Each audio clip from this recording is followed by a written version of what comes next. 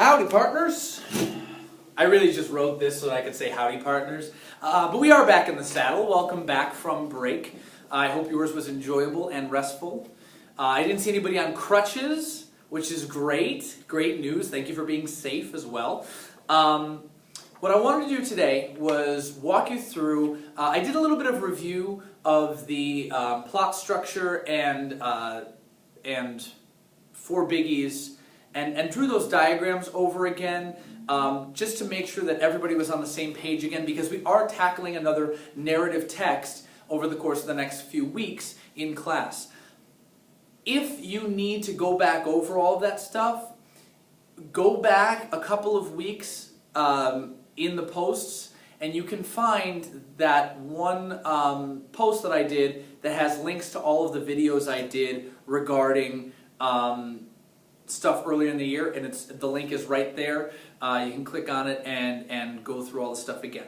But the reason I led you through that at the beginning and we had a discussion is because, yes, we're getting back into the swing of things. You've been off for a while, and I wanted to get your brain activated to approaching narrative text.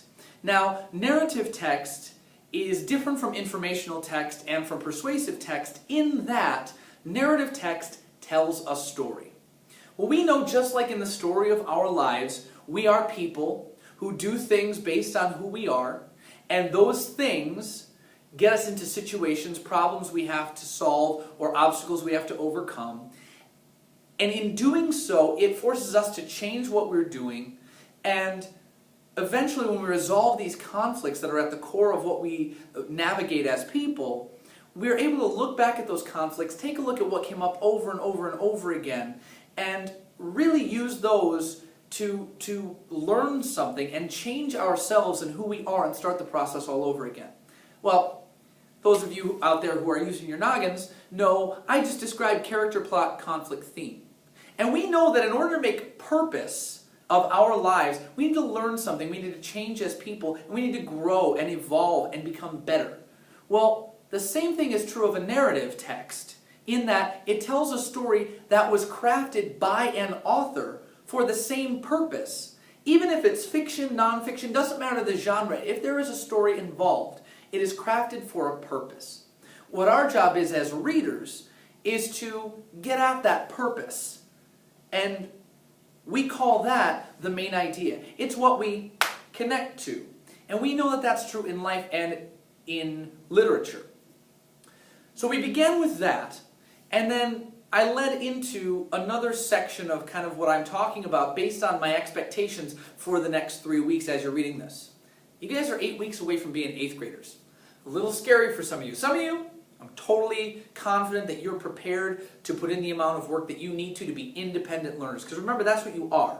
Even though I stand up here and I flatten my mouth and I give you, resources and information and opportunities to learn and tasks to perform that will allow you to learn, you are really the one doing the learning. I can't do it for you.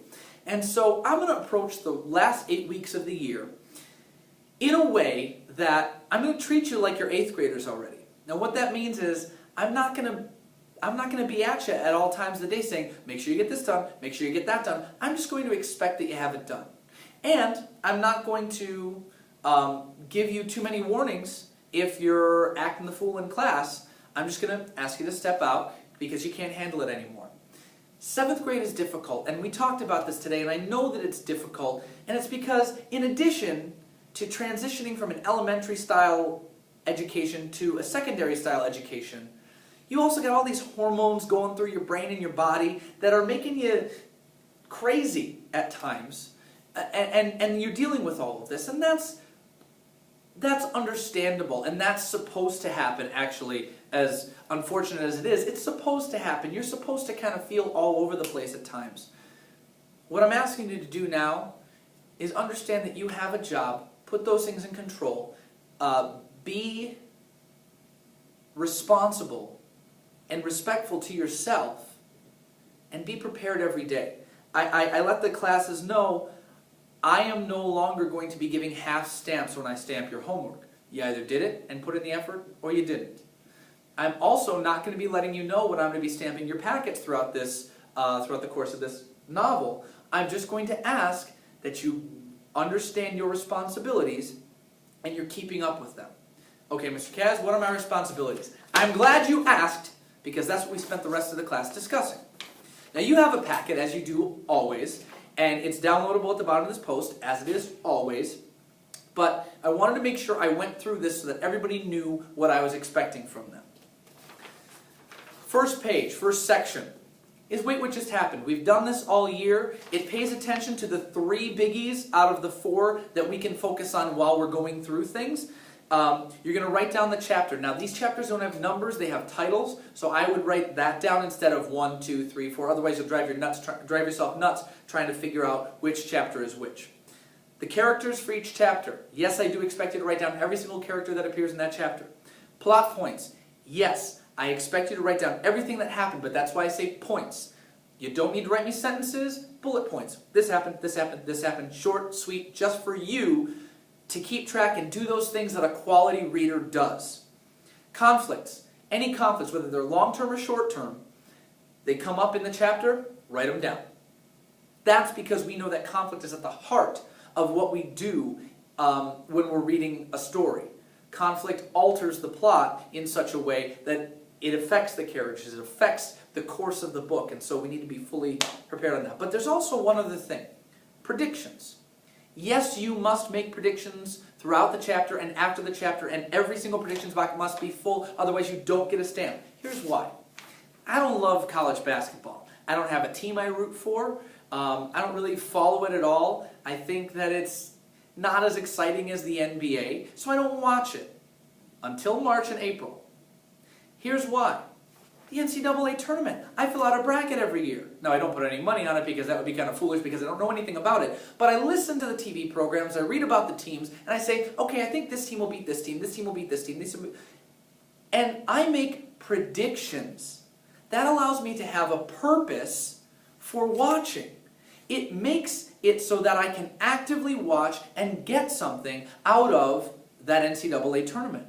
Well, the same is true when we make predictions when we're reading. We want to be right. We make predictions kind of selfishly. We have a limited amount of information, and so we guess at what's going to happen in the future.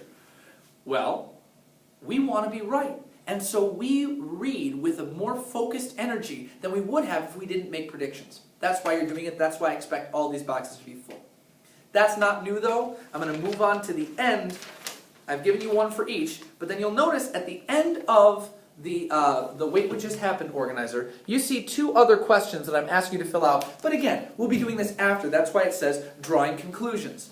Fun little a side note that I taught the other classes today. Predictions, inferences, and conclusions, guess what? They're all the same thing. A prediction happens before, an inference happens during, and a conclusion happens after. But in all cases, you're taking the information that's available to you and making a statement. Now, because a prediction happens before, your statement doesn't have a high percentage of being right all the time. But a conclusion, you can pretty much take that to the bank because it's after everything has already happened. Fun little fact. So I'm asking you to draw a conclusion. I'm asking you to list as many themes as possible that happen throughout the novel. Now we remember, themes, the reason that we can't really think clearly until after about theme until after the story is over is because we know that in the middle of conflict, we're not really good at analyzing things. We're just trying to get through the conflict. So after that conflict is resolved, which is the resolution, the end of the story, then we can look back and say, oh, this kept coming up, this kept coming up, this kept coming up. And we know that we analyze themes in order to get at the main idea. So take a look at this next question. It says, what do you think Jordan Sonnenblick's purpose was for writing this book? How did he get that message across? Remember, author's purpose, main idea. They are linked together because the author crafted the story for you to get that out of it. So that's what I'm asking you to do there. But again, we'll talk about that more after. Empathetically speaking. Now, empathy is the root of empathetically. And what I'm asking you to do here is essentially play the moccasin game. I wrote this at the top of the section. This year has included many themes. One of the most prominent was one centered around seeing from another person's perspective. The ultimate goal here is to attempt to understand where people are coming from. Empathy, putting yourself in somebody else's shoes and experiencing what they experience in their situation. This allows us to feel and understand and experience pain, joy, hope, despair, confusion, etc., so on and so forth, along with other people, and to gain perspective on why people act or react the way they do. This exercise will focus on major events from the novel and how different people might react differently to them based on who they are. Here's what we're doing here. The reason that we put ourselves in other people's shoes is so that we can better understand them. The better we can understand them, the easier it is for us to connect. Hey, how's about that? That's the same path we take when we're understanding writing and reading and those processes in the process of communication. Remember, in order for true communication and connection to happen, we have to be able to understand. Well, when we put ourselves in somebody else's shoes and try to experience what they're experiencing, it puts us in the position to be able to understand them better. That's the goal here. So I'm asking you to play the moccasin game. I have 5 major events. Now there are 11 or so that happen to this family in this book, but I've given you 5 major events that you have to tell me what Stephen is thinking or feeling, what Jeffrey is thinking or feeling, what Mom must be thinking or feeling, what Dad must be thinking or feeling. Now the reason I've asked you to do this is because I want you to put yourself in the position. We do a lot of hypothetical living, and here's what I mean by that. The root word of hypothetical is hypothesis. Well, a hypothesis is a guess, right? We guess based on information we have at something that hasn't happened or will happen or might happen.